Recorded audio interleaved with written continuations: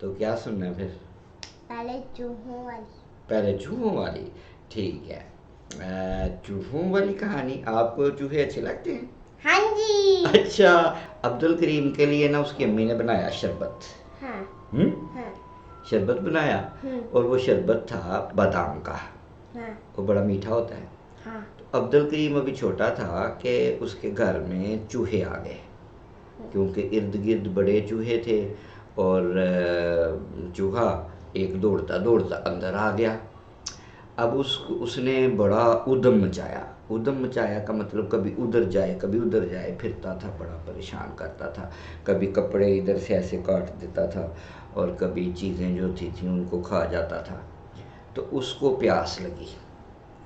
तो अब पानी भी उसने उधर टूटी का पानी गिर रहा था, पी लिया। लेकिन उसका दिल किया कि मैं अब्दुल करीम के लिए जो शरबत बनाया है ना, वो पी लूँ। ठीक है। तो उसकी अम्मी ने उस शरबत को बड़ा महफूज रखा हुआ था।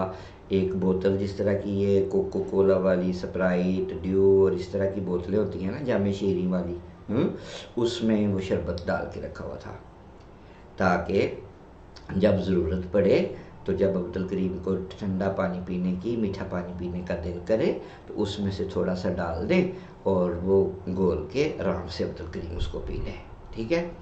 तो चूहे का भी दिल किया। अब आमतौर पर तो बोतलों के ढक्कन जो थे ना, वो मज़बूत तरीके से बांधे हुए थे, लेकिन एक बोतल का ढक्कन जो था ना, वो थोड़ा सा ढीला रह गया। अच्छा, ढक्कन ढीला रह गया तो नतीजा ये हुआ कि चूहा उसके ऊपर चढ़ा। उसने ऐसे कभी उधर जाए कभी उधर जाए, और जब उसने ऐसे 2-3 दफ़ा किया ना, तो वो ढक्कन ऊपर से खुल गया। क्या हुआ? खुल गया। ढक्कन ऊपर से खुल गया। अब चूहे ने अपना मुंह उसके अंदर डालने की कोशिश की ऐसे करके, लेकिन मुंह उसका अंदर जा नहीं रहा था। लेकिन शरबत भी बड़ा मज़ेदार उसको लग रहा था, और उसके अंदर से बादामों की खुशबू, इलायचियों की खुशबू आ रही थी। ठीक है। तो उसने सोचा कि अब मैं क्या करूं, पहले शरबत पीना तो है। शरबत पीना तो क्या करूं? तो उसने अपनी जो दुम थी ना, वो लंबी सी दुम जो होती है, वो लंबी सी दुम उसने शीशी के मुंह में डाली, और वो नीचे ऐसे कर दी, ऐसे करके। और नतीजा पता है क्या निकला? उसकी दुम शरबत तक पहुंच गई। शरबत तक उसकी दुम पहुंची। तो उसने बाहर दुम निकाली, वो दुम को ऐसे करके मुंह में डाला, ऐसे करके, किधर गया है वो, ऐसे करके मुंह में डाला। उसको बड़ा मज़ा आया। उसने अपनी दुम ही चूसनी शुरू कर दी, क्योंकि दुम पे शरबत लगा हुआ था। फिर उसने दुम डाली, फिर चूसी, फिर डाली, फिर चूसी, फिर डाली, बार बार किया। हाँ, उसने सारा ही मुकाना था। उसकी कोशिश तो ये थी ना कि मैं ख़त्म कर दूंगा ना। तो लेकिन उसने पी लिया, और शरबत जो है ना, उसका जायका भी चख लिया।